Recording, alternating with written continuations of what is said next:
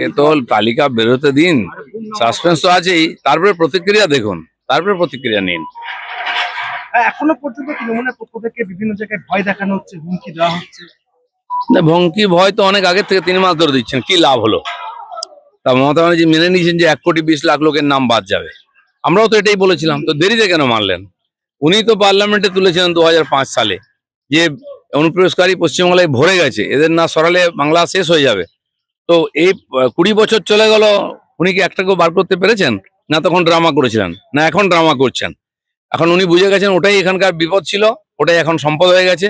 তাদের নিয়ে 3 বার সরকার বানিয়ে দিলেন ওদের ভোটে, এবার সম্ভব নয়। দেখা যাক কার লাভ হবে। ভুয়ো ভোটটা কে দেয়? যে সরকারে থাকে। দাদা, রাজ্যসভায় রাজীব কুমার তাকে পাঠাচ্ছেন তৃণমূল কংগ্রেস, কি বলবেন? পুরস্কার স্বরূপ শুনুন, যে শহীদ দিবস ওনারা পালন করে 21 জুলাই, সেই শহীদ দিবসের যারা নায়ক, যারা গুলি চালিয়েছিলেন, তাদেরকে উনি এমএলএ করেছেন, মন্ত্রী করেছেন। আর রাজীব কুমার তো ওনাকে সাথ দিয়েছেন এত বছর, সমস্ত ভালো মন্দতে বিরাট অবদান আছে, তাকে তো পুরস্কার দেওয়া উচিত, তাই দিচ্ছেন।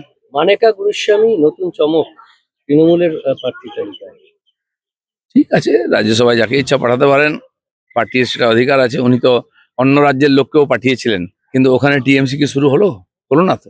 পশ্চিমবাংলার মানুষ একদিনই বোঝা বইছে, এবারে নামিয়ে দেবে ইলেকশনে। 10ই মার্চের আগে দুই দফায় কেন্দ্রীয় বাহিনী আসছে, ভোট কিভাবে হবে? আসা শুরু হয়ে যাচ্ছে, যেমন এসআইআর থেকে যে হিংসা শুরু হয়েছে সারা দেশ দেখেছে। ওনারা যে চালাকিটা করেছিলেন যে কোর্টে জিনিসটাকে আটকাবেন, আদালতও দেখছে পশ্চিমবাংলায় কি চলছে। সেজন্য নির্বাচন কমিশন, আদালত, এদের কাছে একটা চ্যালেঞ্জ, এখানে বিশুদ্ধ ভোটার লিস্ট তৈরি করে শান্তিপূর্ণ নির্বাচন করা। আর সেটা এবারে হবে, কারণ পশ্চিমবাংলার লোকও এটাই চাইছেন। তৃণমূল 4 জন প্রার্থীর নামই ঘোষণা করে দিয়েছে, আপনার মানে বিজেপির প্রার্থীও কি খুব শীঘ্রই হয়ে যাবে, সবই প্রসেসের মধ্যে আছে, ভোটের আগেই সব হয়ে যাবে। 48 ঘন্টা তো অতিক্রান্ত হয়ে গেল, হাওড়া পিলখানায় ব্যবসায়ী কোনো গ্রেপ্তার হয়নি এখনো পর্যন্ত। হারুন 48 ঘন্টা দেখছেন আপনি? 48 দিন, মাস চলে গেল, কতজন অপরাধী ধরা পড়েছে? আমাদের পার্টির 251 জন লোককে খুন করা হয়েছিল, আমরা কেসও করেছি, কজন সাজা পেয়েছে? পুলিশ তো এফআইআর নিতে চায় না। তো এই জন্য এখানে কোনো ন্যায় পাওয়ার অধিকার আশা নেই। সেই জন্য কথায় কথায় লোকে সেন্ট্রাল ফোর্স চায়, সেন্ট্রাল এজেন্সি চায়। হ্যাঁ, তো তারপরে সরকার সহযোগিতা করে না, অপরাধীদের আড়াল করে, ফলেতে পুরো পশ্চিমবঙ্গ জুড়ে অপরাধের একদম বন্যা চলছে। সিআইডি তদন্তভার নিল, সিআইডি কে তদন্ত দেওয়া মানে জিনিসটাকে চেপে দেওয়া, এটাই আমরা দিন দেখে আসছি।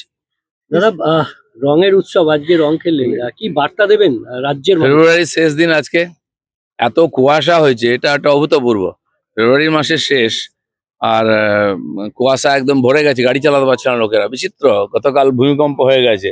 আমার মনে হয় পশ্চিমবাংলা একটা ভূমিকম্প অপেক্ষা করছে এপ্রিল মে মাসে। এসআইআর ইস্যুতে এবারে সুপ্রিম কোর্টে ফের রাজ্য পক্ষ থেকে যাওয়া হয়েছে এবং বলা হচ্ছে যে বিচারপতি নির্দেশ না মেনেই কমিশন।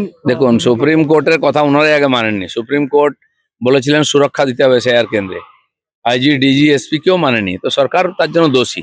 তাদের আসল রূপটা দেখতে পেয়েছেন সবাই। সুপ্রিম কোর্ট কেন, ইউএনএতে গেলেও সরকার বাঁচাতে পারবেন না। কেন্দ্রীয় বাহিনী ঢুকলেই ঝাঁটাপেটা করার নিদান দেওয়া হচ্ছে তৃণমূল থেকে।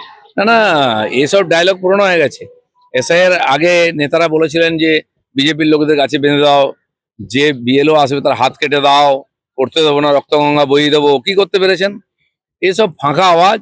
টিএমসির কোনো দম নেই, কটা গুন্ডা আর কটা চামচা পুলিশ অফিসার নিয়ে ইলেকশন জেতার চেষ্টা করছে, ওটা সম্ভব নয়। শুভেচ্ছা রাজ্যবাসীকে। দোল ভালো কাটুক, এই বছরটা ভালো কাটুক। গত বছরটা আমরা 2025 অনেক কষ্ট করেছি, পৃথিবী অনেক সংকটের সম্মুখীন হয়েছে। আর যতদূর মনে হচ্ছে 2026 ভালো কাটবে, বিশেষ করে পশ্চিমবাংলার জন্য। নতুন খবর, নতুন সরকার আসবে, এটাই সবচেয়ে আনন্দের। দাদা, উৎসব ভাতা ঘোষণা রাজ্য সরকারি কর্মচারী, অবসরপ্রাপ্ত কর্মী, সরকারি অধিকৃত সংস্থার কর্মীদের জন্য অ্যাডহক বোনাস। এখন ইলেকশনের আগে সবকিছু দিয়ে মন নেওয়ার চেষ্টা করবেন। লোক তো গত 15 বছরের কথা বলেনি, বা গত 5 বছরের কথা বলেনি, সেটা দিয়ে বিচার করবেন। হাজার রকমের ভাতা দিলেও লোকের মন ভেজাতে পারবেন না। বিজেপির পক্ষ থেকে যে পরিবর্তন যাত্রা করা হচ্ছে এবং সারা পাচ্ছে না, যাত্রা হলেই বুঝতে পারবেন। আমি তো নিজে গ্রামে গ্রামে ঘুরছি, মানুষ মন তৈরি করেছেন এবারে পরিবর্তনের জন্য। আর পরিবর্তন যাত্রায় তার কিছু আমরা নমুনা দেখতে পাবো।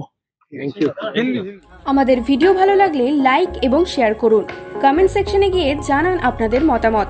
আরও ভিডিও পেতে আমাদের চ্যানেল সাবস্ক্রাইব করুন এবং প্রতি মুহূর্তে খবরের আপডেট পেতে প্রেস করুন বেল আইকন।